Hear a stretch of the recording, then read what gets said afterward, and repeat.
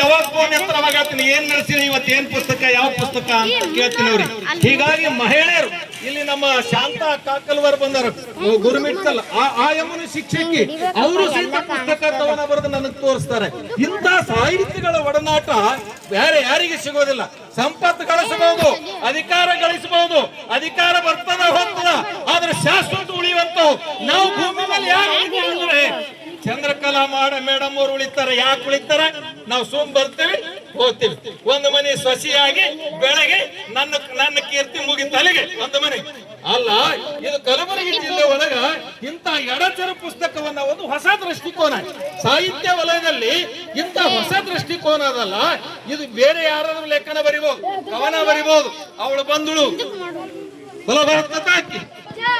ಅವಳು ಬಂದಳು ನೋಡಿದಳು ನಕ್ಕಳು. ಈಗ ನಮಗೆ 3 ಮಕ್ಕಳು. ಇದು ಕಾವ್ಯ ಅಲ್ಲ. ಕನ್ನಡದ ಮೊದಲ ಕವಿ ಶ್ರೀ ವಿಜಯರು ಇಲ್ಲಿ ಕುರಿತುವಾದ ಕಾವ್ಯ ಪ್ರಯೋಗ ಪರಿಣಿತ ಮತಿಗಳು ಕಾವೇರಿಯಿಂದ ಗೋದಾವರಿವರೆಗೆ ಪಸರಿಸಿದ ನಾಡು. ಏನು ಈ ಭಾಗದಲ್ಲಿ ಕನ್ನಡವನ್ನ ಮೊಟ್ಟ ಮೊದಲ ಪುಸ್ತಕ ರಚನೆ ಮಾಡಿದಲ್ಲ. ಈ ನೆಲದಲ್ಲಿ ಇಂಥ ಕವನಗಳು ಬೇಕಾಗಿಲ್ಲ ನಮಗೆ. ಎಂತ ಕವನಗಳು ಬೇಕಂತಂದ್ರೆ, ನನ್ನ ಮುದಿನ ಅಪ್ಪ ನನ್ನ ಮುದಿನ ಅಮ್ಮ ನನಗೆ ಶಾಲೆಗೆ ಕಳಿಸು, ನನ್ನ ಮುದಿನ ಅಪ್ಪ ನನ್ನ ಮುದಿನ ಅಮ್ಮ.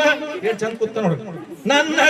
ನನ್ನ ಮುದಿನ ಅಪ್ಪ ನನ್ನ ಮುದಿನ ಅಮ್ಮ ನನಗೆ ಶಾಲೆಗೆ ಕಳಿಸು. ಎರಡೇನೇನದ ಅದ್ರ ರಾಗಬದ್ಧ ಹಾಡಿದ್ರೆ ಎಷ್ಟು ಚೆನ್ನಾಗಿರುತ್ತೆ. ಇಂಥ ಕಾವ್ಯಗಳನ್ನ ನಾವು ರಚನೆ ಮಾಡಬೇಕು. ಕಾವ್ಯಗಳು ಆಮೇಲೆ ಇಂಥ ಸಾಹಿತ್ಯದ ಗದ್ಯ